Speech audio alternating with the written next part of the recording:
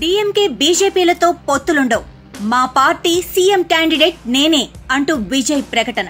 ఇదే దళపతి టీవీకే అధినేత విజయ్ ఎట్టకేలకు ఓ క్లారిటీ ఇచ్చారు. తమిళ స్పీకర్ అప్పావు వంటి వారు విజయ్ మరో రజనీకాంత్ అవుతారని భావించారు. కానీ ఇక్కడ సీన్ చూస్తే ఆయన ఎవరితోనూ పొత్తులుండవు, అంతా ఓన్ గా పవర్ లోకి రావటమే అంటూ కుండబద్దలు కొట్టేశారు. నా పార్టీ సీఎం అభ్యర్థిగా నేనే ఉంటానంటూ ఆయన క్లారిటీ ఇచ్చారు. ఇదిలా ఉంటే కఠినమైన తమిళ రాజకీయాల్లో విజయ్ ఎంతవరకు రాణించగలరు అన్నదొక డిబేట్. కారణం ఇక్కడ జయ తర్వాత ఒక గ్యాప్ వచ్చిన మాట వాస్తవమే. దానికి తోడు ఆమె నెచ్చెలి శశికళ సైతం రాజకీయాలకు దూరంగా ఉండటంతో ఇక్కడ ఒక వాక్యూమ్ ఉన్న మాట నిజమే. అయితే స్టాలిన్ తర్వాత ఆ స్థాయిలో పొలిటికల్ మాస్ ఇమేజ్ ని సొంతం చేసుకుని విజయ్ సీఎం పీఠం ఎక్కగలరా అన్న ప్రశ్నకు సమాధానం తెలియాల్సి ఉంది. బేసిక్ గా దళిత సామాజిక వర్గానికి చెందిన విజయ్ జోసెఫ్ చంద్రశేఖర్ పూర్తి పేరు అనుకోండి. ఇక్కడ ఓటర్లు ఎంతవరకు ఆదరిస్తారు అన్న క్వశ్చన్లు కూడా డీకోడ్ చేయాల్సి ఉంటుంది. ఎందుకంటే మేజర్ కులాలైన పన్నియార్లు, గౌండర్లు డిఎంకే, అన్నా డిఎంకేలుగా చీలిపోయాయి. ఇవిలా ఉంటే తమిళనాట గల కులాల వారి శాతాలను పరిశీలిస్తే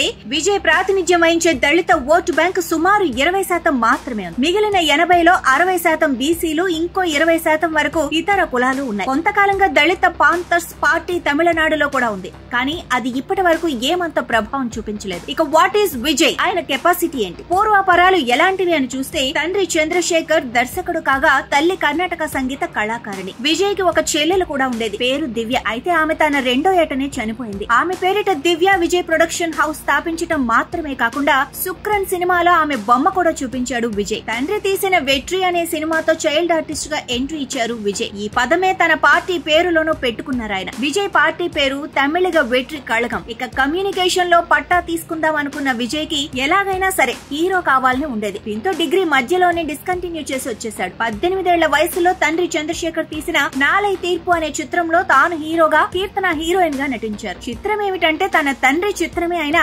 ఆడిషన్స్ లో పాల్గొని మరీ సెలెక్ట్ అయ్యాడు విజయ్. ఆ టైంలో విజయ్ కొట్టిన డైలాగ్ అన్నామలైలో రజనీకాంత్ డైలాగ్. అందుకే విజయ్ రజనీకాంత్ లేకుంటే తాను లేనని అంటారు ఆయన. ఇదిలా ఉంటే తమిళనాట విజయ్ హవా రసిగన్ మూవీతో ఒక్కసారిగా పెరిగింది. విజయ్ కి మన తెలుగు వారికి ఉన్న అనుబంధం ఎలాంటిదంటే ఆయన గల్లీ, పోకిరి, బద్రీ వంటి తెలుగు చిత్రాలు రీమేక్ చేసి మరీ స్టార్డమ్ సంపాదించుకున్నారు. వీటిలో పవన్ కళ్యాణ్ సినిమా బద్రీ కూడా ఒకటి. ఇదిలా ఉంటే పవన్ కళ్యాణ్ తాను తెరపై కాపీ కొట్టానేమో కానీ తెర బయట రాజకీయంగా కాదని అంటున్నారు ఆయన. తాను సొంత కాళ్లపై రాజకీయాల్లో నిలబడతానని అంటారు. 2017లో హైయెస్ట్ పెయిడ్ ఆర్టిస్టుల్లో 2వ స్థానంలో ఉన్న విజయ్ ప్రస్తుతం నెంబర్ 1 తనే. మెర్సల్, తరి, సర్కార్, మాస్టర్ వంటి సినిమాలు 100, 150, 200 కోట్ల వరకు వసూలు చేశాయి. బీస్ట్ కూడా యావరేజ్ స్టాక్ తెచ్చుకున్న కలెక్షన్ల పరంగా విజయ్ కింగే అని నిరూపించింది. అంతటి ఫాలోయింగ్ ఉన్న స్టార్ యాక్టర్ విజయ్. బేసిక్ గా విజయ్ స్థానంలో అజిత్ ఇలాంటి పొలిటికల్ డయాస్ పైకి రావాల్సింది, కానీ జయలలిత ఎంతో ముందు చూపు కొద్దీ తల అజిత్ ని ఎంకరేజ్ చేయాలని చూశారు. కానీ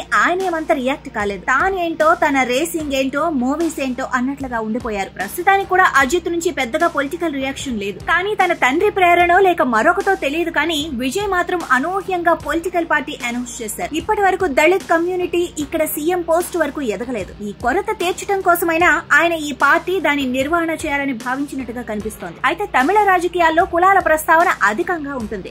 ఈ ప్రకారం చూస్తే ఆయన భారీ ఎత్తున అక్కడి రీడింగ్ క్యాస్ట్ లీడర్స్ ని తన పార్టీలోకి ఆహ్వానించాల్సి ఉంటుంది. మొన్నటికి మొన్న రోజా సైతం టీవీకేలోకి రావడానికి ఉత్సాహం చూపించగా అవినీతి మరకగలవారు మాకొద్దని ఆయన తెగేసి చెప్పినట్లు సమాచారం. అయితే భర్త ఆర్కే సెలోమణి దక్షిణ భారత సినీ కార్మికుల సంఘం అధ్యక్షుడు కావడంతో ఆమెకు తలుపులు ఇంకా మూసుకుపోలేదని కూడా అంటారు. ఇదంతా ఇలా ఉంటే అవినీతి మరక అంటని రాజకీయ నేతల్ని ప్రస్తుత పరిస్థితుల్లో ఊహించనలవి కాదు. అయితే విజయ్ తన తొలినాళ్లలో అభిమానులకే అధిక ప్రాధాన్యతనిచ్చేలా తెలుస్తోంది. వచ్చే ఎన్నికల్లో ఫలితాలు చూసుకున్న తర్వాత ఆయన రాజకీయ ధోరణిలో ఒక క్లారిటీ వచ్చేలా కనిపిస్తోంది. అప్పటి వరకు విజయ్ ఎన్ని కామెంట్స్ చేసినా వాటికి పెద్దగా విలువనిచ్చేలా కనిపించడం లేదు.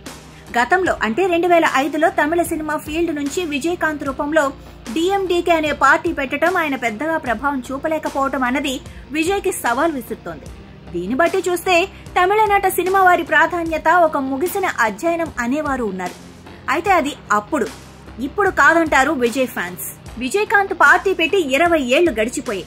దానికి తోడు ఎక్కడో ఆంధ్ర సినీ పొలిటీషియన్ పవన్ మన వరకు వచ్చేస్తున్నాడు. కాబట్టి మనం అలర్ట్ కావాలి. ఇక్కడున్న లోకల్ పొలిటికల్ టాలెంట్ ని పబ్లిక్ ఎంకరేజ్ చేయాలన్న కోణంలో విజయ్ తమిళనాట రాజకీయ తెరపైకి దూసుకొస్తున్నారు. మరి చూడాలి ఈ కామెంట్లలోని దమ్ము తన రాజకీయాల్లో ఆయన ఏ విధంగా కొనసాగిస్తారో లేదో తేలాల్సిందే.